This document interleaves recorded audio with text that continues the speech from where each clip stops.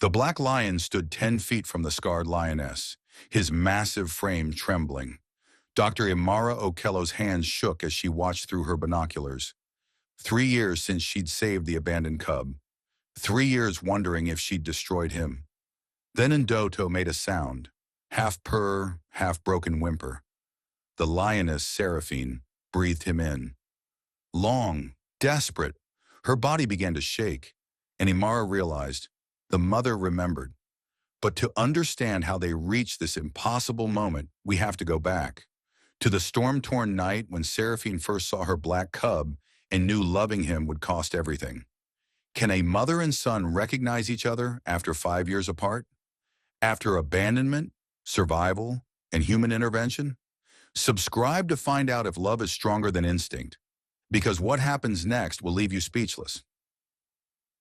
Before we continue, drop a comment and let us know, where in the world are you watching from? And what time is it where you are right now? It means everything to know you're here. The storm hit the Serengeti on a night when the air tasted like copper and regret. Lightning carved the sky into pieces, and thunder rolled across the plains so deep it seemed to come from beneath the earth itself. In a shallow cave system near the Mara River, a lioness named Seraphine labored through contractions that had stretched past midnight into the darkest hours before dawn. The first cub arrived as the rain began, golden and wet, crying with the kind of lung power that promised strength. Seraphine licked him clean with steady practice strokes. The second cub followed 20 minutes later, a female, smaller but fierce, already trying to crawl before her eyes had even opened. Then came the third. The rain stopped. The wind held its breath. And in that sudden, terrible silence, Seraphine saw what the storm had been trying to warn her about. The third cub was black, not dark brown like a shadow in tall grass, not the deep tan that some cubs carry before their adult coat comes in. Black, pure, absolute black, like a piece of the night itself had taken solid form and decided to breathe. His fur seemed to absorb the dim light filtering into the den. When lightning flashed again in the distance, his coat didn't reflect it. It swallowed it whole. Only his eyes caught the light, pale blue like ice, on a mountain no lion had ever seen. Seraphine stared at him for a long moment. The golden cubs were already nursing, making small, satisfied sounds. The black cub lay where he'd been born, still wet, shivering slightly, crying with a voice that seemed too small for the burden he carried. She lowered her head and began to lick him, slowly at first, as if her tongue might discover some mistake, some trick of shadow and storm, but the darkness remained. Still, he was hers, her son, and for now in this den, with only the fading thunder as witness, that was enough. 6 miles away in a research camp near the edge of Serengeti National Park, Dr. Imara Okello sat in her tent reviewing footage.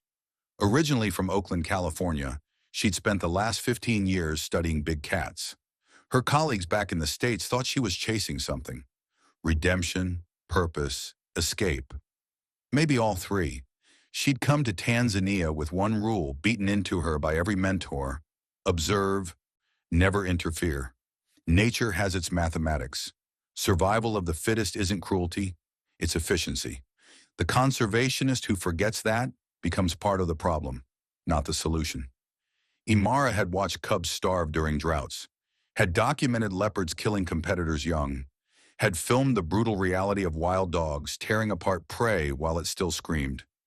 She'd learned to keep her emotions locked somewhere behind her ribs, to watch suffering through a lens that turned tragedy into data.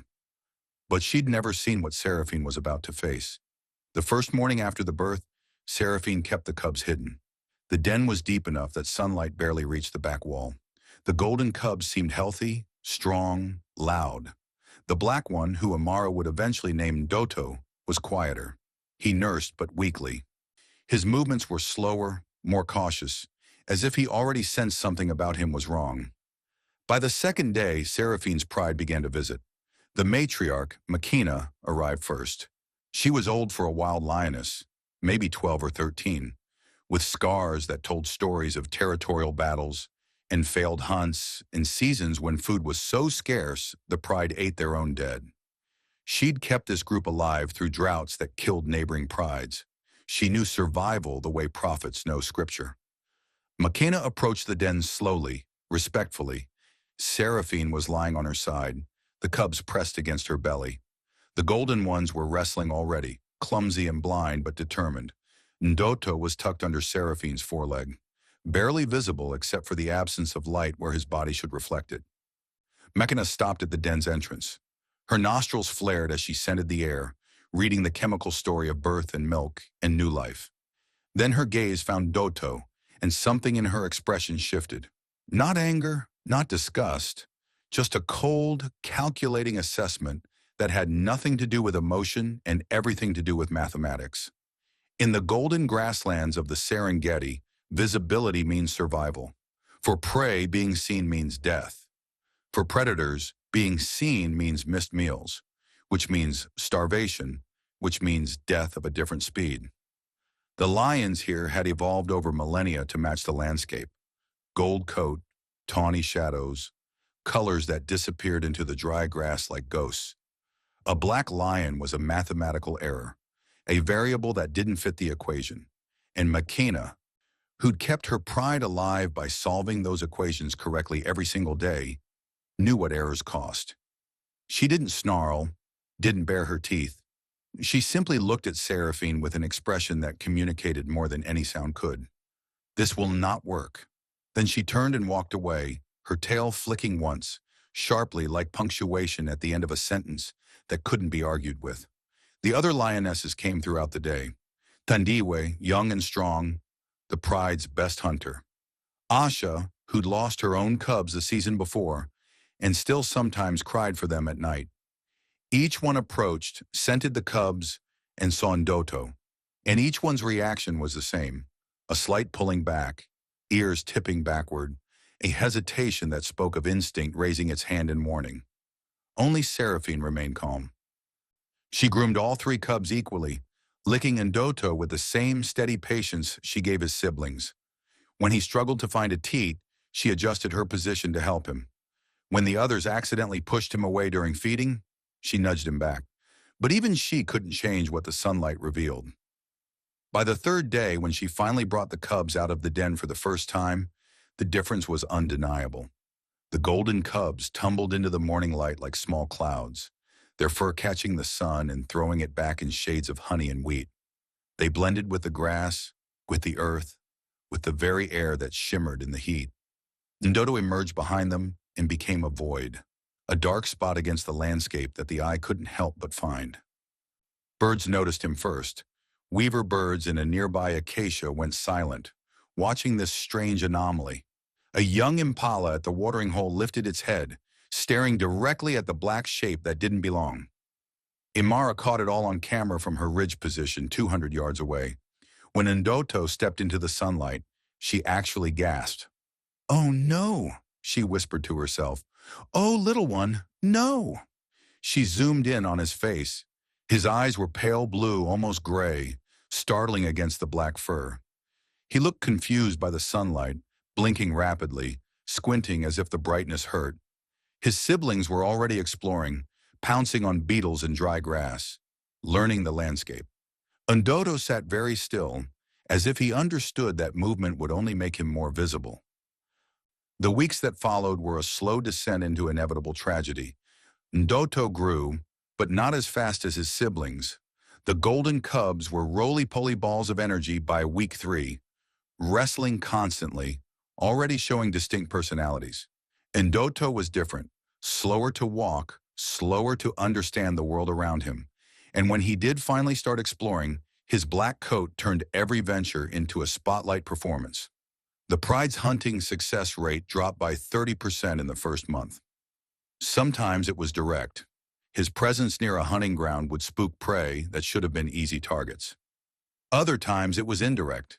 The lionesses, knowing he was back at the den, would rush their hunts, anxious to return before something found the visible cub they'd left behind. Tension built like pressure behind a dam. The pride started eating less. Ribs began to show through golden fur. The younger lionesses grew irritable, snapping at each other over scraps.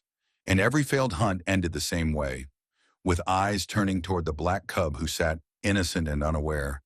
In the center of their slowly mounting desperation, Seraphine felt it all, the weight of judgment, the slow erosion of the pride's patience. She tried everything. She kept Ndoto hidden more than his siblings, denying him the sunlight and exploration they enjoyed freely. She positioned herself between him and the other lionesses during feeding times. She even tried rubbing him with red dirt one afternoon, attempting to mask the darkness. But the rain came that evening and washed it all away, leaving him as black as ever. The breaking point came on day 43. The pride had been tracking a herd of wildebeest for most of the morning. It was a large herd, maybe 300 strong, the kind of opportunity that could feed the pride for days. Makina had positioned the hunters perfectly. The stalk was flawless. They were 30 seconds from the kill when Ndoto woke up in his hiding spot behind a termite mound. He'd been dreaming. When he opened his eyes, his mother wasn't there. He was alone. And young animals, when they're alone and scared, do what instinct tells them. They cry for help. Ndoto's cry was small, barely more than a squeak, but it was enough to make him stand, to make him step out from behind the termite mound. And the moment he did, every wildebeest within 300 yards saw him. The herd exploded. Not in controlled panic. This was total chaos. Wildebeest ran in every direction, trampling each other, kicking up dust clouds that turned the air brown. Within seconds, the carefully planned hunt became bedlam. The lionesses regrouped slowly, their sides heaving, their expressions moving from confusion to understanding to fury. Ndoto was still standing beside the termite mound, his black coat like an exclamation point against the tan earth, his pale blue eyes wide and innocent. That evening, as the sun bled red across the horizon, Makina approached Seraphine's resting spot. The cubs were nursing, unaware that their world was about to fracture. The matriarch didn't circle, didn't posture. She simply walked directly to Seraphine and stood there, close enough that their faces were inches apart. For a long moment, neither moved. Then Makina growled. Low. Final. A sound that carried the weight of 43 days of failed hunts and a pride slowly starving. Seraphine's response was barely audible. A whimper. The sound of a mother who knows she's lost. When the sun rose the next morning, Seraphine was alone. Her and her 3 cubs. No pride, no protection, no safety in numbers. Just a mother and a choice that was no longer avoidable. Have you ever had to choose between what you love and what you know is right? Drop a comment if you've ever faced an impossible decision, because Seraphine was about to learn that motherhood in the wild doesn't always get a happy ending. For 3 days, Seraphine tried to survive alone. She hunted at dawn and dusk, targeting small prey she could take down without backup. She found a new den, farther from the pride's territory, tucked into a rocky outcrop. But lone lionesses don't last long in the Serengeti, not with 3 cubs to feed. By day 3, she was gaunt. Her ribs showed clearly beneath her coat. Her movements were slower, less certain, and her milk was running dry. The golden cubs were resilient, but even they were starting to show the strain. They cried more often, fought more desperately over what little milk remained.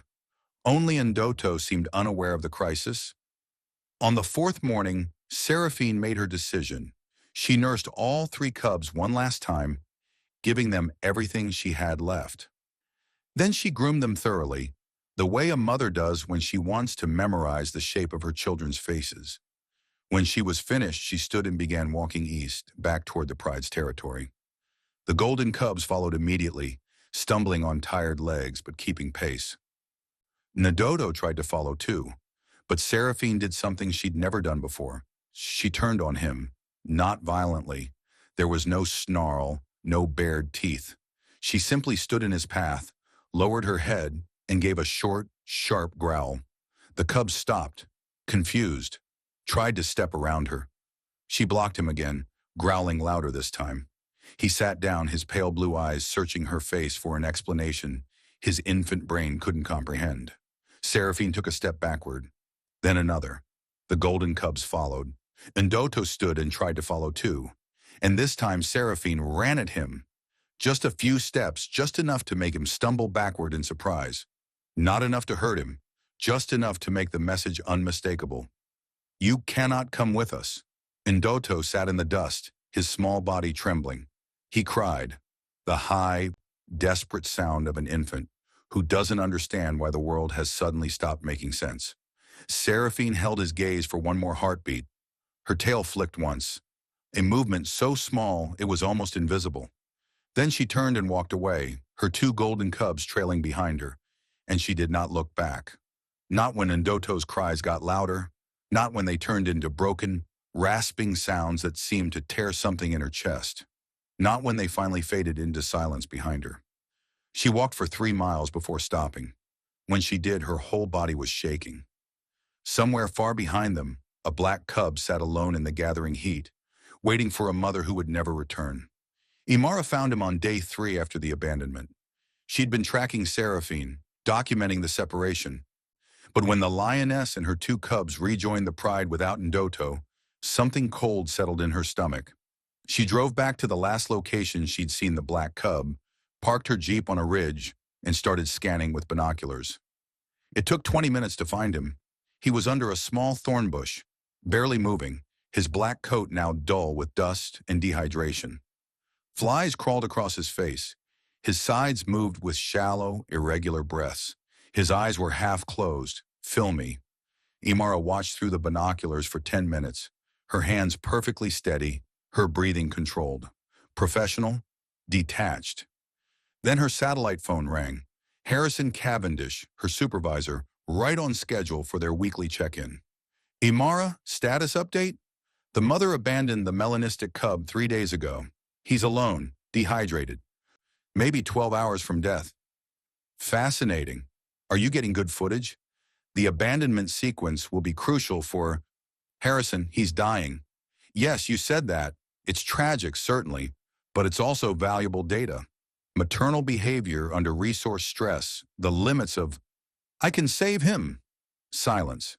Then, Imara. No. You know the protocols. You know what happens if you interfere. The research permit gets revoked. The funding disappears. Everything we built here ends.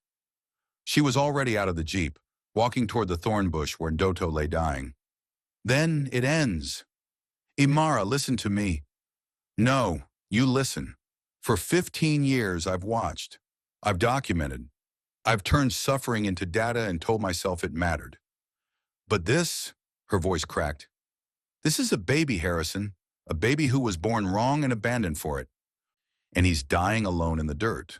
And I have water. I have medical supplies. I have hands that can help. And you're telling me the rule is I have to watch instead? The rule is you don't play God with nature. Imara knelt beside Ndoto. Up close, she could see the faint movement of his chest, hear the rasping quality of his breathing. She reached out and touched his fur gently. It was hot, dry, lifeless. He didn't even have the strength to flinch. Then maybe, Imara said quietly, God needs better rules. She hung up, pulled a water bottle from her pack, wet her fingers and touched them to Ndoto's nose, his mouth, letting tiny drops fall onto his tongue. For a long moment, nothing happened. Then his eyes flickered open, those pale blue eyes, cloudy with dehydration but still aware, still fighting. Hey, little one, Imara whispered. Hey, Ndoto, I've got you now. You're not alone anymore. She lifted him carefully, wrapping him in her jacket. He weighed almost nothing. She could feel his heartbeat against her palm, weak, irregular, but present. She carried him back to the jeep, placed him gently on the passenger seat, and started driving toward the research camp. Behind her, the Serengeti stretched endless and golden and beautiful and cruel. A place where the rules were simple and mercy was a luxury that nature couldn't afford.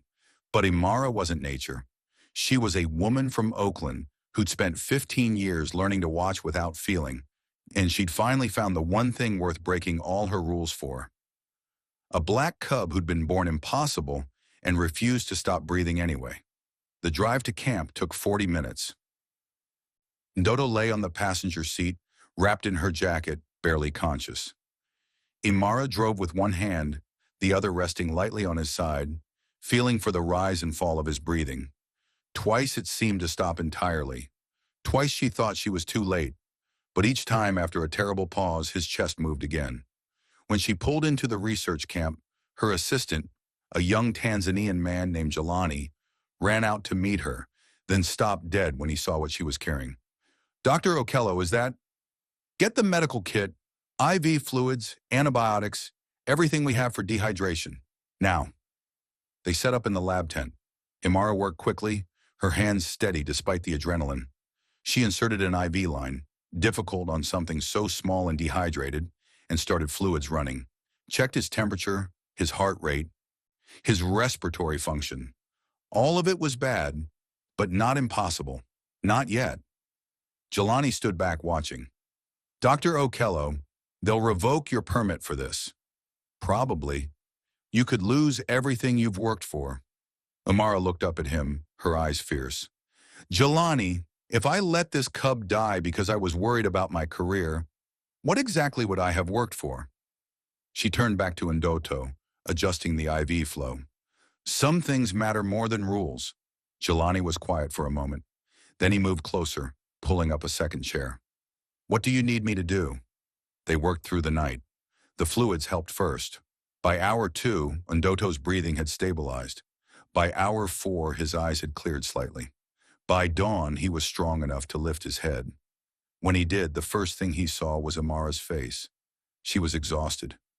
Her hair pulled back in a messy ponytail, her eyes red from lack of sleep, but she smiled at him. "Welcome back, little dream," she whispered. Ndoto made a sound, small, uncertain. Then slowly, hesitantly, he pressed his nose against her hand, and Imara, who'd spent 15 years learning not to cry, felt tears running down her face. The call started the next morning. Harrison, furious. The Tanzania Wildlife Authority, concerned about protocol violations. Other researchers, some supportive, many critical. She ignored most of them, focused instead on Ndoto, who was recovering faster than she dared hope. Within a week, he was eating solid food. Within 2 weeks, he was walking around camp, exploring with cautious curiosity.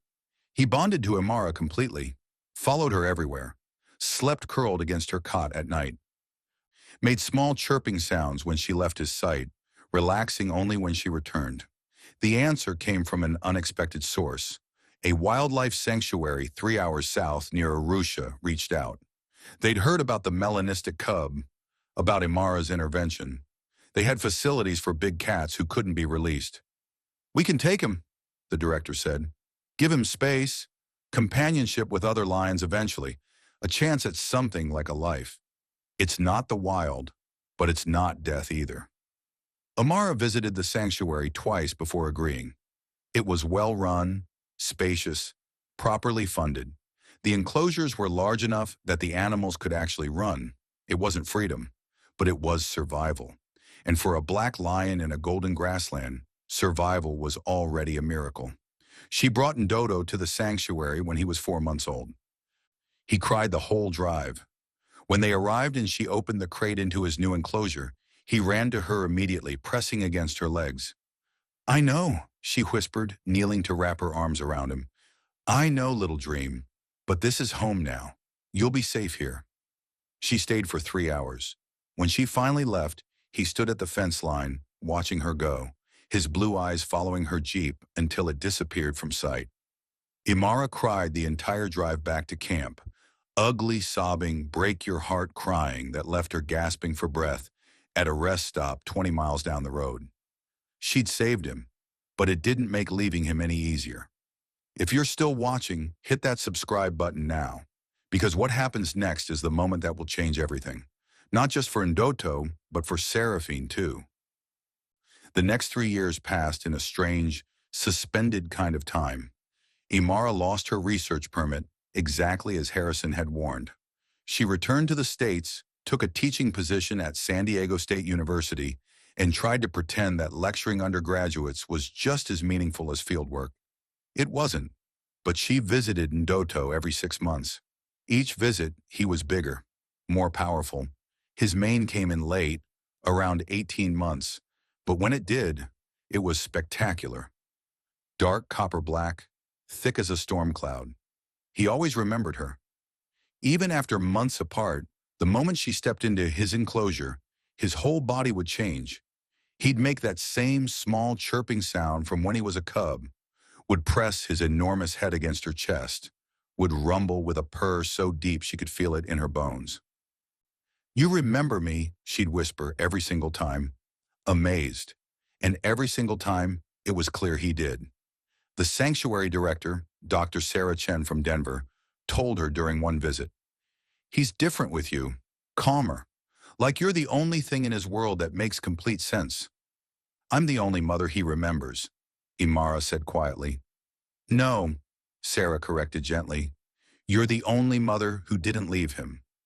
The words hit harder than they should have. She got her answer 3 years after saving Doto. Sarah called on a Tuesday afternoon, her voice tight with excitement. "Imara, you need to get down here now." "What kind of situation?" "The kind where your cub might be going home." It took Imara 12 hours to get to the sanctuary. When she arrived, Sarah met her at the entrance. "A wildlife filmmaker was in the Serengeti last week, and Imara, he found Seraphine's pride, and he got footage of something you need to see." They went to Sarah's office. Sarah hit play. The footage showed a pride of lions resting near a watering hole. The camera panned across them. Several females, adolescents, cubs playing. Then it found Seraphine. Imara recognized her immediately. Older now, bearing new scars but unmistakable. And beside her, two nearly grown lions, the golden cubs, now strong and beautiful. "They survived," Imara breathed. "Keep watching," Sarah said. Seraphine's posture was wrong. She was lying down, but her head was up, alert. Her eyes kept scanning the horizon, searching for something. The filmmaker's voice. "Unusual behavior here. She's been doing this for 20 minutes. Almost like she's waiting for... Wait. Something's happening." The camera panned right, and there, emerging from the tall grass, was a lion. A massive black lion with a copper-dark mane and eyes like pale ice. Imara's breath stopped. "No, that's impossible. Ndoto's here." "That's not Ndoto," Sarah said quietly. "That's a wild melanistic male. The genetic mutation happened again, and he's been living in the same territory as Seraphine's pride." On screen, the black lion approached slowly. The pride reacted with alarm, females standing, cubs being herded, defensive postures. But Seraphine didn't move defensively. She stood differently, uncertain, almost hopeful. The black lion stopped 10 feet away, lowered his head, made a sound the microphone barely caught, a low, rumbling purr growl, and Seraphine began to shake. She approached slowly, each step careful. When she reached him, she stopped, breathed in his scent. Her nostrils flared, her eyes widened. Then she pressed her forehead against the black lion's chest, and the sound she made, half purr, half sob, was exactly the same sound Ndoto made when Imara visited after months apart.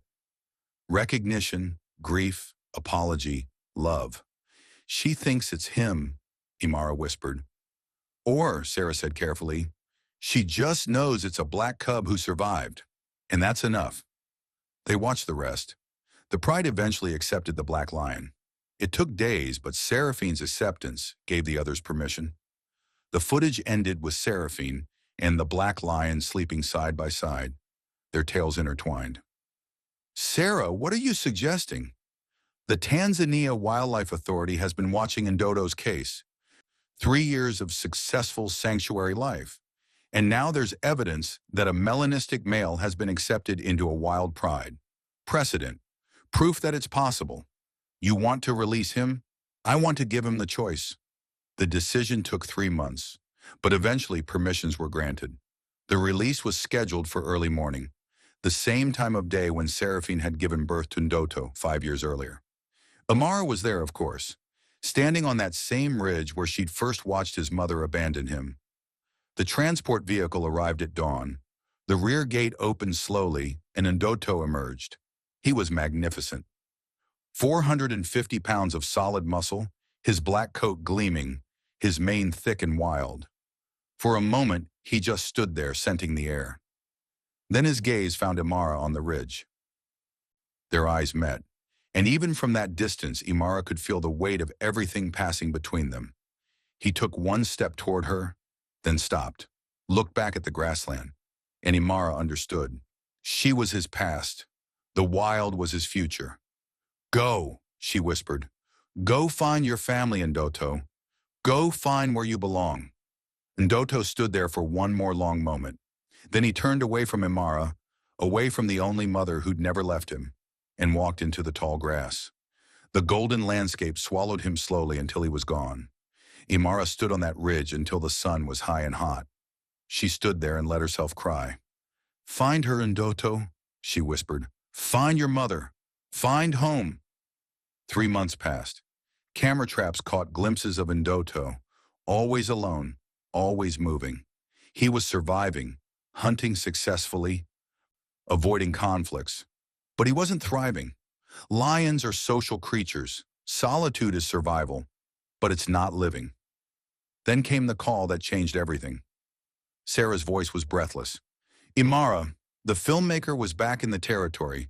He captured something. You need to see what happened. Imara was on a plane within 24 hours.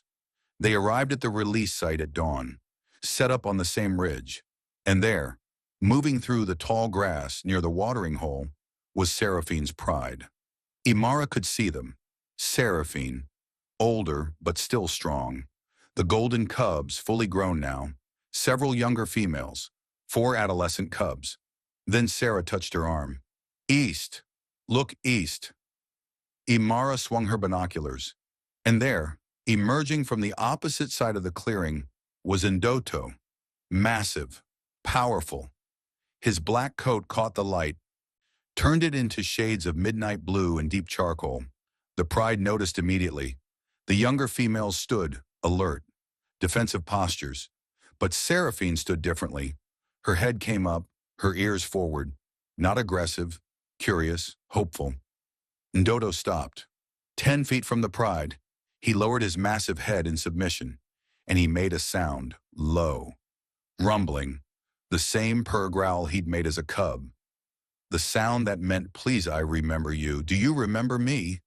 Imara's hand shook so badly she almost dropped the binoculars. Seraphine began to move. Slow steps, careful, each one bringing her closer. When she reached him, she stopped, breathed in his scent, long, deep. And Imara watched as Seraphine's entire body began to tremble, because scent doesn't lie. And whatever Seraphine was reading in Ndoto's scent, maybe the trace of her own milk from 5 years ago, maybe genetic markers that scream mine, my son, my cub, it was enough. A sound escaped Seraphine, half purr, half sob. The sound of a mother who thought she'd lost something and just discovered it was still alive. She pressed her forehead against Ndoto's chest, and the massive black lion went completely still, as if he couldn't quite believe this was real.